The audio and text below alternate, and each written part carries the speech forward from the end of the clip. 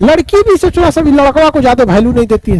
लड़के ना एक नंबर के गधे होते हैं। और फिर क्या कहेगी, हम लड़कों से कम है क्या? अरे भाई कहना क्या चाहती हो, मतलब तुम भी गधे हो? Oh my God man, oh my God man है, आदमी है, अल्तुनिया से शादी कर ली। अब मलिक याकूत करेगा, हमरा का हो तो दिल के अरमासों में बह गए। तो रजिया सुल्तान लाल वस्त्र पहन के न्याय तो मिल गई। ये फर्स्ट महिला शासिका थी दिल्ली सल्तनत की और गुलाम वंश दोनों की, ये पहली महिला शासिका थी। और ये पुरुषों की भांति बड़े से टोपी पहनती थी और जो अरब देशों वाला ड्रेस होता है ना, देखते हुए तोप बोलते हैं उसको, जो ऊपर से नीचे तक पहने रहते हैं, वो मर्दों की तरफ पहन के आती थी, तलवार रखती थी और दरबार आयोजन करती थी, जिस तरह से मेल राजा रहता है उस तरह से। इसका कहने का मतलब था राजा एक पद का नाम है, इस पे लड़का बैठे या लड़की बैठे इससे फर्क नहीं पड़ता, लेकिन इसको अंदर ही अंदर 40 तुर्क सरदार जो थे वो पसंद नहीं करते थे, जिसका एक और रीजन था। लड़की भी सोचो सभी लड़का को ज्यादा वैल्यू नहीं देती है। लड़की क्या कहती है सब, देखिए दो बात लड़कियों का ध्यान से सुनिएगा। लड़की जो होती है, लड़कों को क्या कहते हैं, लड़के ना एक नंबर के गधे होते हैं, लड़के सब गधे होते हैं। और फिर क्या कहेगी, हम लड़कों से कम है क्या? अरे भाई कहना क्या चाहती हो, मतलब तुम भी गधे हो भाई? तो मतलब क्या इस बात का, लड़के एक नंबर के गधे होते हैं, हम लड़कों से कम है क्या? अजीब हाल है। लड़की सब भी ना बहुत ज्यादा वैल्यू नहीं देती है सर, लड़का सब। और अगर जॉब हो जाएगा, बड़े पोस्ट पे बैठ जाएंगे तो लड़का को तो अजीब देखेंगे सब। Oh my God man, oh my God man है, आदमी है, ये भी वैल्यू नहीं देती थी।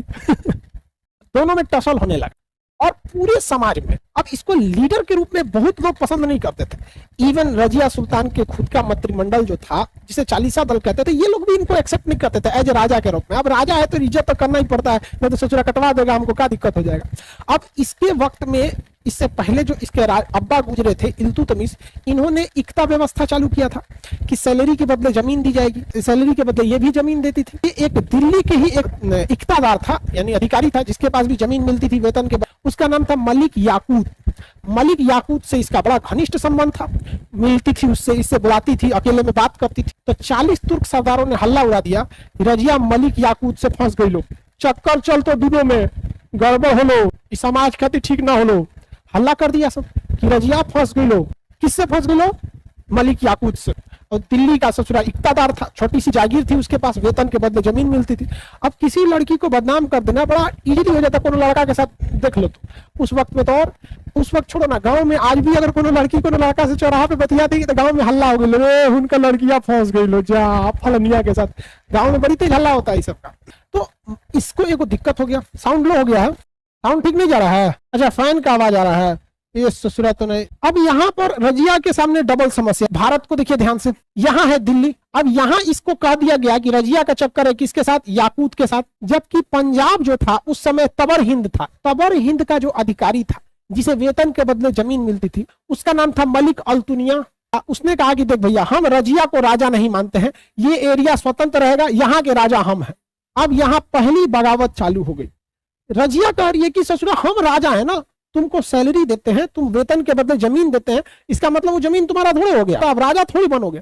अब विद्रोह हो गया किसके साथ? अल्तुनिया के साथ। अब ये पूछी मलिक याकूत से, मलिक याकूत क्या किया जाए? कहा कि युद्ध कर दो।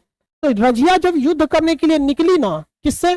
अल्तुनिया के पास युद्ध करने के लिए गई, तो 40 तुर्क सरदार जो थे सब ये चाहते थे सब मरा जाए, लेकिन युद्ध में रजिया भारी पड़ी। और अल्तुनिया को शुरुआती दौर में मलिक अल्तुनिया जो था, इसको हार का सामना करना पड़ा।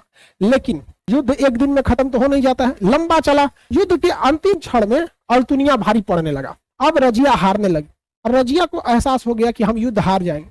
रजिया ने देखी कि सोच रहा युद्ध हार जाएंगे तो बड़े बेइज्जती होगा, तो एकरा से कही हमरा से ब्याह कर बो। देखो ध्यान से, कितना होशियार, जानती है कि हार जाएगा तो भी तुम मेरे नीचे रहेगा, अब ब्याह कर लेंगे तो तुम मेरा पति बनेगा, दिन भर में 4 बार तोरा डांटेंगे, ऐसे रहा जाता है, ऐसे खाना खाया जाता है, ऐसे कपड़ा पहना जाता है, 4 बार डांटेगी, तो ओकरा से कही कि हमसे ब्याह कर लो। अब आप बताइए, मलिक अल्तुनिया के जगह अगर आप रहते तो क्या ये ऑफर ठुकराते? आप में से कोई लड़का इतना बड़ा ऑफर ठुकराएगा? बताओ भैया। तो किसी देश की शासिका अगर कहे कि भैया हम थोड़ा से ब्याह करना चाहते हैं, जैसे ट्रम्प आया था ना, इवांका ट्रम्प वगैरह, इस तरह को देश के राष्ट्रपति की रानी महारानी कहे हमसे ब्याह करो, तो करा एक नंबर, दिखने में भी सुंदर, जायदाद इतना ज्यादा, एक नंबर हो जाएगा।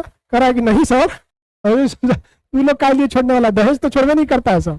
तो ये शादी कर लिया, रजिया शादी किससे कर ली? अल्तुनिया से शादी कर ली। अब मलिक याकूत करेगा, हमरा का हो तो दिल के अरमां आंसुओं में बह गए। ये बेचारा सोच रहा था कि ब्याह हमरा से होगा, अब बेचारा ये इससे ब्याह कर ली। अब समस्या समझिए ध्यान से, समस्या क्या था? समस्या ये था कि जो 40 सरदार थे सब, जो मंत्रिमंडल था 40 दल, ये ना अल्तुनिया को पसंद करता था, ना रजिया को पसंद करता था, ना याकूत को पसंद करता था। तो ये 40 तुर्क सरदारों ने हल्ला कर दिया कि यहां से बहुत बड़ा खजाना जाने वाला है। अब डाकुओं का जो गिरोह था वो 1240 ईस्वी में, ये 1236 से 40 तक इसका शासन रहा था, 30 से 40। यहाँ डाकुओं के सरदार जो थे सब, वो हरियाणा की एक जगह है कैथल, हरियाणा में एक जगह है कैथल, वहां रजिया और अल्तुनिया के काफिला पर हमला कर दिया, ये सोच के कि इसमें डाकू है सब, अब दोनों को मार दिया। बाद में देखे सब कि जा ससुराई, तो राजा को मार दिए, यहाँ के रानी को मार दिए, डाकू भाग गया सब। अब हमला करना चाहिए 40 तुर्क सरदारों को ना, कि तुमने मेरे राजा रानी को क्यों मारा, ये हमले नहीं किया सब, हम तो चाहिए रहते कि महाराजा। अब ये बच गया अल्तुनिया, तो 40 तुर्क सरदार एक उड़ा दिया सब, तो इधर गया याकूत, इधर गया अल्तुनिया, इधर गई रजिया, चौपट हो गई रजिया, मरा गई। यहाँ पर 40 तुर्क सरदार जो थे सब अब कह सके अब हम किसी पुरुष राजा को यहाँ रखेंगे। तो ये समाज बड़ी उटपटांग है, महिलाओं को बराबरी का जल्दी दर्जा देता नहीं है, बड़ा मुश्किल से देता है ये दर्जा। तीनों के तीनों साफ हो गए सब। रजिया सुल्तान एक योग्य शासिका थी, इसमें कोई दो राय नहीं। इतिहासकार कहते हैं कि रजिया अगर महिला न होती तो दिल्ली सल्तनत की बहुत ही श्रेष्ठ शासिका रहती, उसकी गिनती एक महान शासकों में गिनी जाती। उसकी असफलता का मुख्य कारण रजिया का महिला होना था, न कि उसकी असफलता का कारण उसकी अयोग्यता थी। तो रजिया एक योग्य शासक थी, किंतु वो असफल रही।